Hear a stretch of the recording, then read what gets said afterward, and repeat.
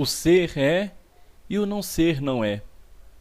O não ser simplesmente não existe. É inconcebível mesmo para o pensamento. Vamos falar nesta aula um pouco sobre Parmênides de Eleia.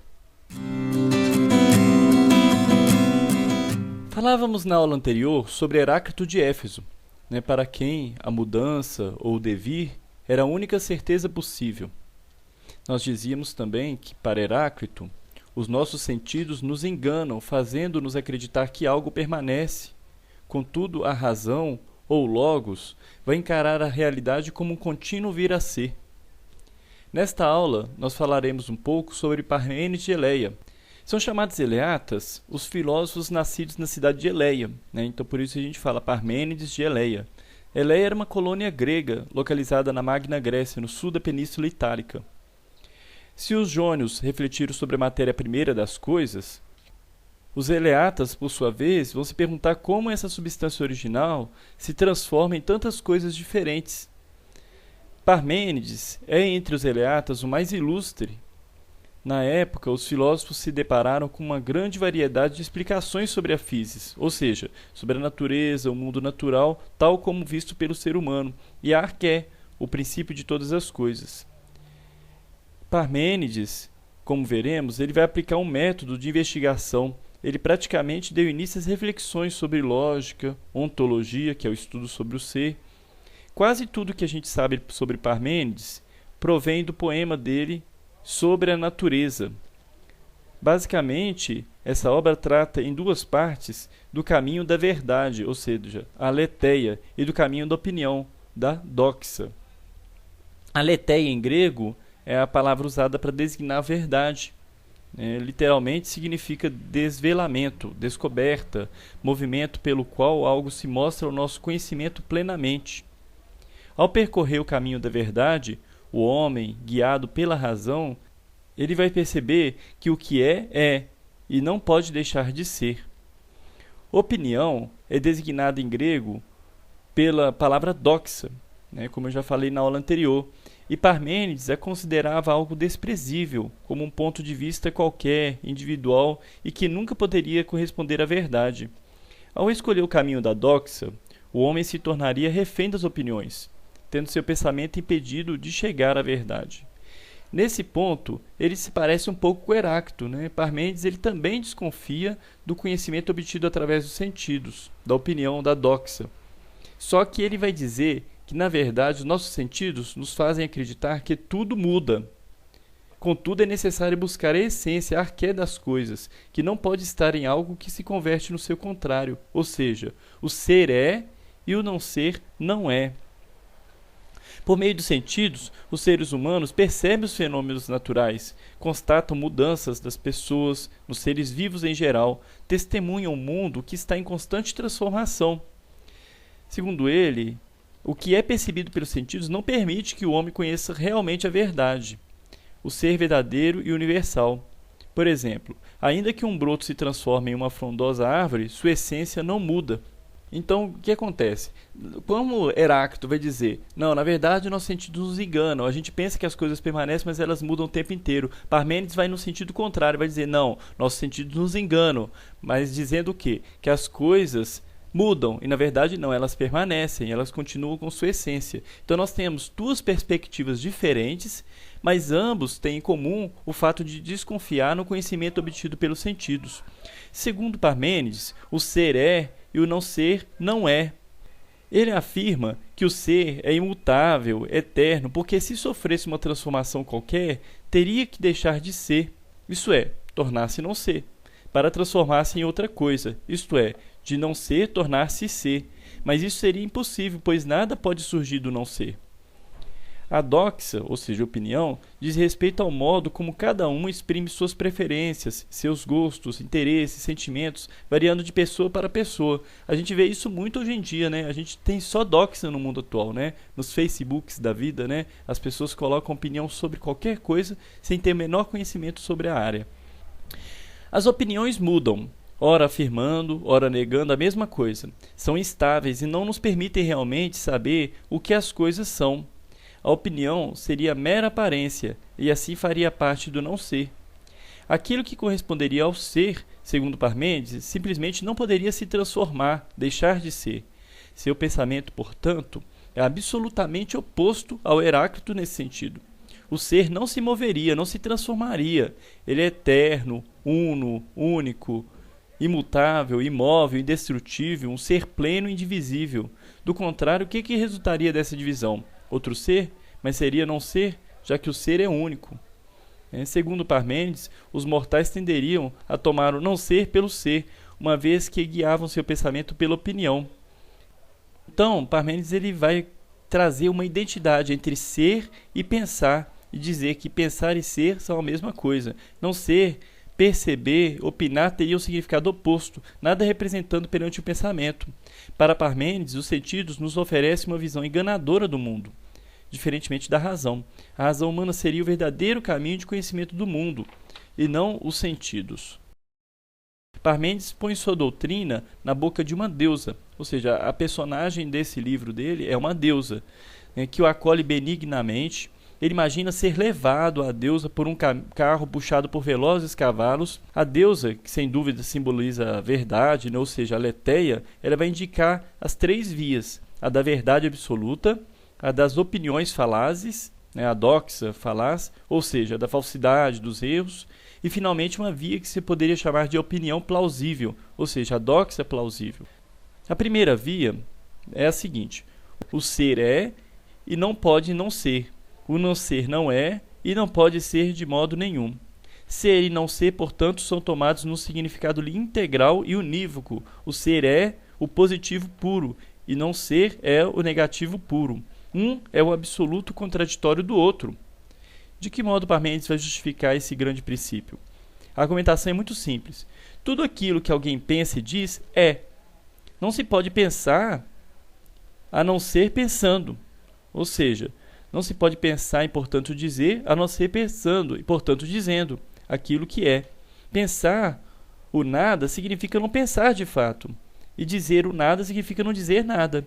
Por isso, o nada é impensável e indizível. Assim, pensar e ser coincidem. Pensar e ser é a mesma coisa. Há muito que os intérpretes apontaram nesse princípio de Parmênides a primeira grande formulação do princípio da não contradição. Isto é, daquele princípio que afirma a impossibilidade de que os contraditórios coexistam ao mesmo tempo. Ou seja, uma coisa não pode ser e não ser ao mesmo tempo. Parmênides descobriu esse princípio sobretudo em sua valência ontológica. Posteriormente, ele seria estudado também em suas valências lógicas, gnoseológicas, linguísticas, constituindo o pilar principal da lógica do Ocidente. A gente sabe que até hoje nós temos influência parmenidiana na filosofia de Heidegger. Tendo presente esse significado integral e unívoco com o qual Parmênides entende o ser e o não ser, e, portanto, o princípio da não contradição, pode-se compreender muito bem os sinais ou as conotações essenciais. Em primeiro lugar, o ser é não gerado, incorruptível, e não gerado visto que, se fosse gerado, deveria ser derivado de um não ser, o que seria absurdo, dado que o não ser não existe, ou então deveria ter derivado do ser, o que é igualmente absurdo, porque então ele já existiria. Por essas mesmas razões, também é impossível que o ser se corrompa. O ser não tem, consequentemente, um passado, porque passado é aquilo que não existe mais, nem um futuro, que ainda não existe. Mas é presente, eterno, sem início, sem fim. Por conseguinte, o ser é também imutável, imóvel, porque tanta mobilidade quanto mudança pressupõe um não ser para o qual deveria se mover, ou no qual deveria se transformar. Assim, o ser de Parmênides é todo igual. Parmênides ele vai proclamar o ser como limitado e finito, mas no sentido que ele é completo e perfeito. E a igualdade absoluta, a finitude, a completude lhe sugere a ideia de esfera, ou seja, uma figura que para os pitagóricos indicava a perfeição. A única verdade, portanto, é o ser não gerado, incorruptível, imutável, imóvel, igual, esferiforme, uno. Todas as outras coisas não passam de nomes vãos. Aí ele vai dizer no poema, por isso todos só nomes serão, postos pelos mortais, convictos de que eram verdadeiros, nascer e perecer, ser e não ser, trocar de lugar e tornar-se luminosa cor. A segunda via. O caminho da verdade é o caminho da razão, a senda do dia, ao passo que o caminho do erro, substancialmente, é o caminho dos sentidos, a senda da noite. Com efeito, os sentidos pareceriam atestar o não ser, à medida que parecem atestar a existência do nascer e do morrer, do movimento e do devir. Por isso, a deusa exorta Parmênides a não se deixar enganar pelos sentidos, pelo hábito que eles criam, contrapondo os sentidos à razão, seu grande princípio. Afasta o pensamento desse caminho de busca, e que é hábito nascido de muitas experiências humanas. Não te force nesse caminho a usar o olho que não vê, o ouvido que retumba e a língua, mas com o pensamento julga a prova que te foi fornecida com múltiplas refutações. Um só caminho resta ao discurso, que o ser existe. É evidente que anda pelo caminho do erro. Não só quem expressamente diz que o não ser existe, mas também quem crê poder admitir juntos o ser e o não ser, e quem crê que as coisas passem do ser ao não ser e vice-versa. Com efeito, essa posição, que é obviamente a mais difundida, inclui estruturalmente a anterior. Em suma, o caminho do erro resume todas as posições daqueles que, de qualquer modo, admitem expressamente ou fazem raciocínios que impliquem o não ser. Como vimos, não existe. A terceira via, ele vai dizer o seguinte: mas a deusa fala também de um terceiro caminho, o das aparências plausíveis. Parmênides teve que reconhecer um discurso que procura dar conta dos fenômenos, da aparência das coisas, com a condição de que tal discurso não se voltasse contra o grande princípio e não admitisse juntos o ser e o não ser. Assim, entende-se porque na segunda parte do poema a deusa fizesse uma exposição completa do ordenamento do mundo conforme ele aparece.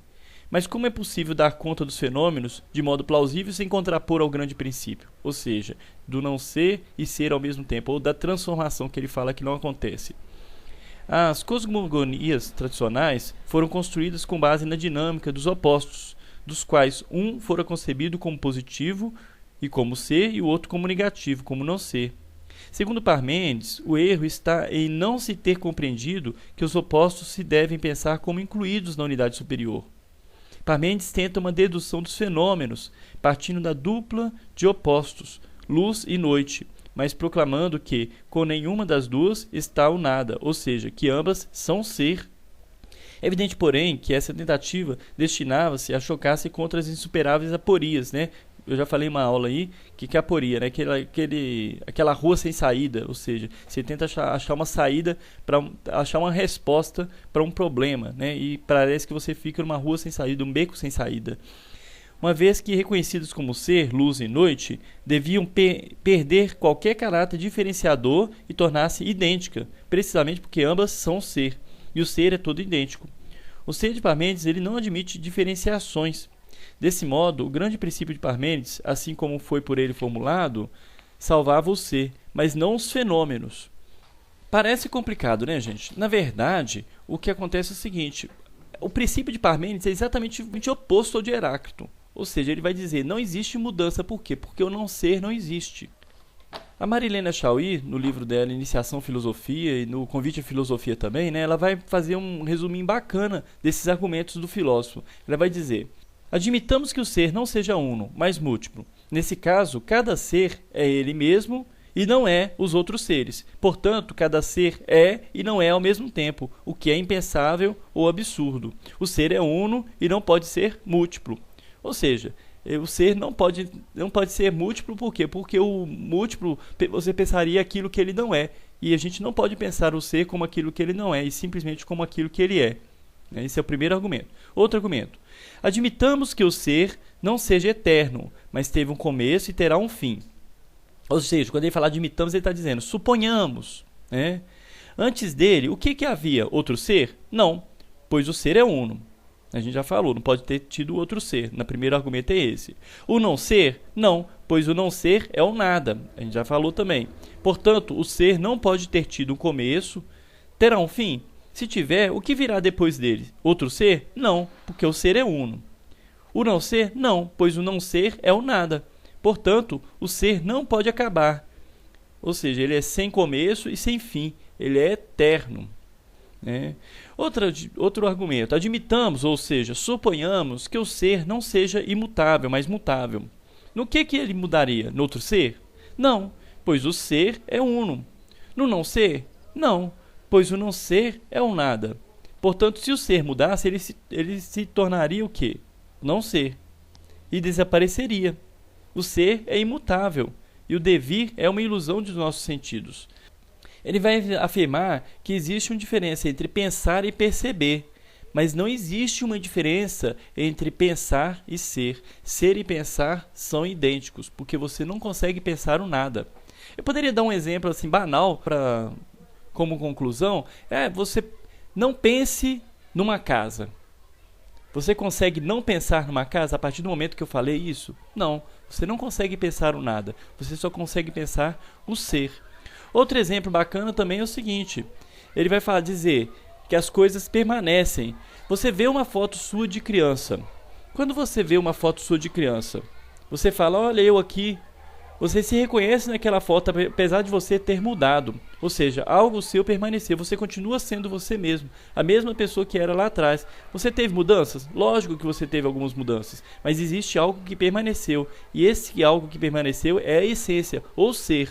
Lógico que Parmênides ele não está falando, não, a semente não vira árvore, a criança não vira adulto. Não é isso que ele está dizendo. Ele está dizendo que existe uma essência. Essa essência é o ser. Por isso, ele é o primeiro a formular uma ontologia. Então, muito obrigado pela atenção. Qualquer dúvida, crítica ou sugestão, pode deixar nos comentários. Espero que eu tenha deixado claro essa filosofia de Parmênides. Até a próxima aula.